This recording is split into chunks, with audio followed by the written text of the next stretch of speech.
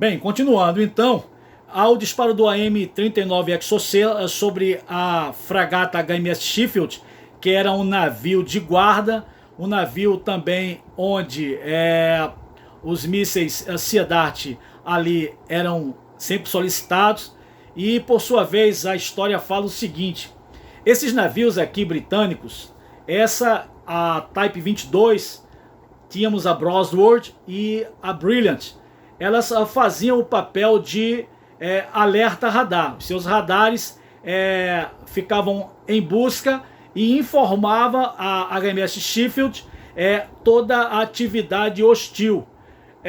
Quando os mísseis Sea Dart da Sheffield não conseguia abater os aviões argentinos, essas Type 22, a Brilliant e a Brosworth, elas lançavam os seus mísseis Seawolf, mísseis antiaéreos, em direção aos aviões caças argentinos, e tinham ali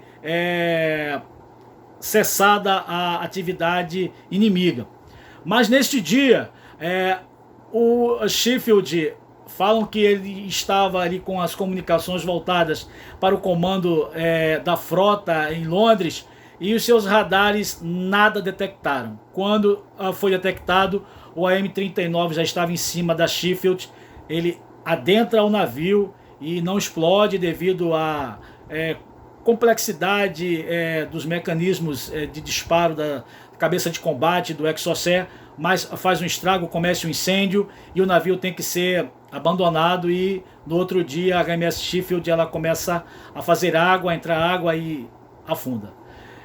Foi um fato inédito quando ainda lembro, o Nacional ele reporta que esta arma mortífera chamada Missile Exocet, de fabricação francesa, à época era o Spatiale, é usada com sucesso na Guerra das Falklands, colocando em baixa aí um navio extremamente sofisticado na época, né, britânico.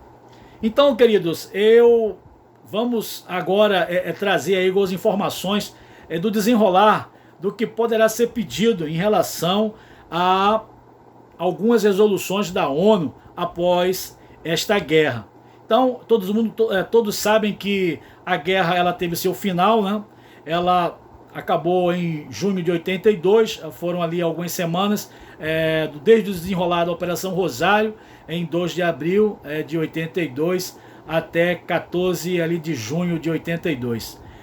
A guerra foi finalizada e a Assembleia Geral da ONU edita a Resolução 37.9 de 4 de novembro de 82, reconhecendo o fim das agressões entre a Argentina e o Reino Unido no Atlântico Sul, e conclamando as partes a retornarem às discussões a fim de buscar uma saída pacífica na disputa pela soberania das Ilhas Malvinas. Pelo conteúdo de seu texto, essa citação ela é muito extensa e foi ali colocada diante da Assembleia. A necessidade ela foi reafirmada nos 2 anos seguintes pelas resoluções 3812 de 16 de novembro de 83 e pela resolução 396 de 1º de novembro de 84. Bem, o conflito armado que finalizou com um cessar-fogo em Porto Argentino, na verdade não resolveu a disputa pela soberania que efetivamente havia sido a origem do embate entre a Argentina e o Reino Unido. Aos argentinos não restaram outra opção além de recorrer novamente à diplomacia para tentar reparar a situação em que se encontravam ao terminar o enfrentamento com os britânicos. A Guerra das Malvinas tiveram ao menos 3 consequências claras. Em primeiro lugar, eu quero citar aqui, para a Argentina, o fim do confronto que acelera a transição para a democracia. O senhor Leopoldo Galtieri era um presidente militar, então com o término deste entrevero, onde a Argentina perde, então dá início ali à democratização da Argentina. A instalação também de um governo constitucional de curto prazo. Já em segundo lugar, para as Ilhas Falklands, o embate transforma por completo a vida dos ilhéus. Eles são chamados pejorativamente de Kelpers, algo como um cidadão de segunda classe, tendo seu status elevado por razões econômicas, políticas e sociais, além do reconhecimento internacional para sua causa. Em terceiro lugar, eu quero colocar aqui que o Reino Unido, não sobrando dúvidas de que as Ilhas Malvinas lhes pertenciam, tanto que um governo resolveu investir na defesa e no desenvolvimento do arquipélago, como hoje é colocado, como hoje é visto. Bem, desde a criação da ONU, a Argentina depositou excessiva confiança na possibilidade de reaver as Ilhas Malvinas, que considera suas por direito. Na realidade, pouco importou o número de países membros que foram favoráveis à instalação do diálogo, já que o amplo apoio angariado na Assembleia Geral não foi capaz de isolar o Reino Unido. Esses momentos de confrontação diplomática anual travada entre argentinos e britânicos à época causaram mais mal do que bem nas relações entre ambos os países. A decisão de não ceder às pressões para uma nova rodada de negociações com a Argentina pela soberania das Ilhas Malvinas teve para o Reino Unido consequências diplomáticas, mas em geral foram surpreendentemente pequenas, suportando tranquilamente a censura da comunidade internacional. Então, após o término dos conflitos, houve essa tentativa de reaproximação com ambos os países, mas que não surtiram muito efeito. Bem, as resoluções 4140 de 25 de novembro de 86, é bom depois dar uma olhada nisso, 4219 de 17 de 11 de 87, e a resolução 43 de 25 de 17 de 11 de 88, também conclamam a Argentina e o Reino Unido a reatarem seus laços, reconstruindo aí bases sólidas para a confiança mútua. Finalmente, no dia 19 de outubro de 89, as delegações da Argentina e do Reino Unido apresentaram à Assembleia Geral da ONU uma declaração conjunta, por meio da qual restabeleceram relações diplomáticas após 2 anos de conversações mediadas pela Espanha em Madrid. Bem, mesmo com as ressalvas de praxe, a exemplo de nenhuma das partes, incluindo o mediador, reconhecer a soberania de um ou de outro sobre os territórios em disputa, ou de abrir mão em favor de um ou de outro, a retomada das conversas trouxeram a certeza de que as desconfianças mútuas estavam afastadas.